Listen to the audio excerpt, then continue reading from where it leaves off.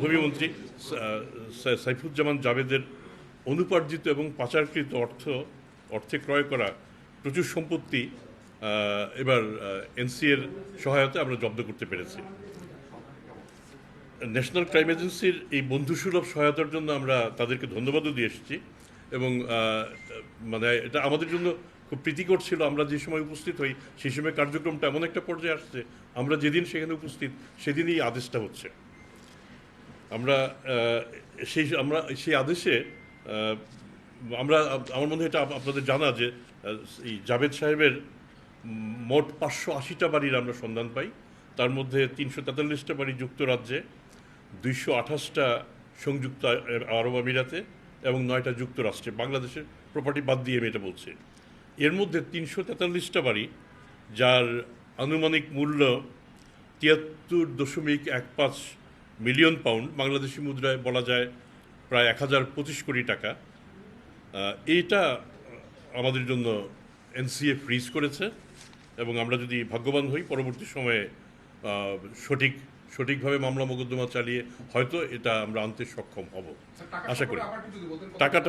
টাকাটা বাংলাদেশি মুদ্রায় 1025 কোটি টাকার মতো। আচ্ছা, এটা ছাড়াও তার ব্যাংক আমানত $2.5 মিলিয়ন কিংবা বাংলাদেশি টাকায় 35 কোটি টাকার সমপরিমাণ সেখানে ফ্রিজ করা হয়েছে। আমাদের মিউচুয়াল লিগ্যাল অ্যাসিস্ট্যান্ট রিকোয়েস্ট যেটা MLAR, এটা আমরা যুক্তরাজ্য, যুক্তরাষ্ট্র, সিঙ্গাপুর, সংযুক্ত আমিরাত সহ বেশ কয়েকটা জায়গায় পাঠিয়েছি। তো আমরা ভাগ্যবান যে যুক্তরাজ্য প্রথম এতে সাড়া দিয়েছে। লন্ডন সফরকালে পাচার হওয়া অর্থ উদ্ধারে দুদক IACCC, যেটা international anti corruption coordination centre, national crime এজেন্সির সাথে আমরা বসেছি। পাচারকৃত অর্থ উদ্ধার সারা বিশ্বব্যাপী একটা জটিল কার্যক্রম। বাংলাদেশের এক্ষেত্রে অভিজ্ঞতা কম। এই কাজে দুদকের কর্মদক্ষতা বাড়াতে এনসিএ আমাদের সাহায্য করবে প্রতিশ্রুতি দিয়েছে এবং আমরা এর মধ্যেই একজন বলবো যে প্রশিক্ষক বলা যাবে আমাদের সাথে কাজ করতে শুরু করবেন। বাংলাদেশ ব্যাংকও অর্থ উদ্ধারের উদ্যোগ গ্রহণ করেছে। গভর্নর নিজে লন্ডনে এসেছেন এবং তার প্রতিষ্ঠানের সাথে সংযুক্ত বিভিন্ন প্রতিষ্ঠান এবং সংস্থার সাথে তিনি বৈঠক করেছেন। এ নিয়ে তিনি পৃথক সাক্ষাৎকার দিয়েছেন।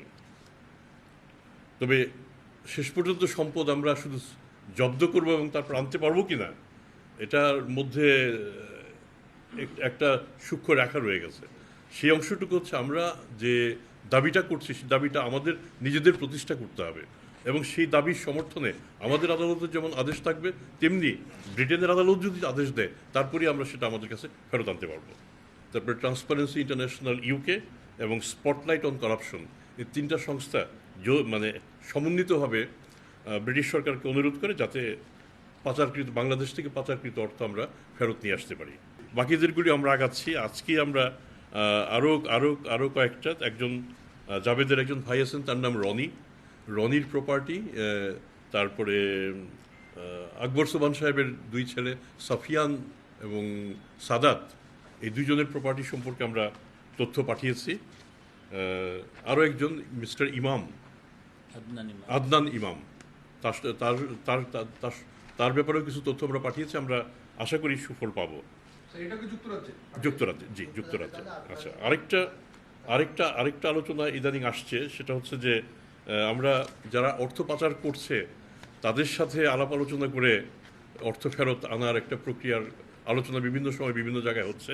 তা আমরা দুদকের পক্ষ থেকে এটা বলতে চাচ্ছি, দুদকের যেসব মামলা, এগুলি কিন্তু কোনোটাই কম্পাউন্ডেবল না, আমাদের কোনোটাই নেগোশিয়েট করার মতো মামলা না। নন কম্পাউন্ডেবল মামলাতে আমাদের সমঝোতা করার কোনো সুযোগ নেই।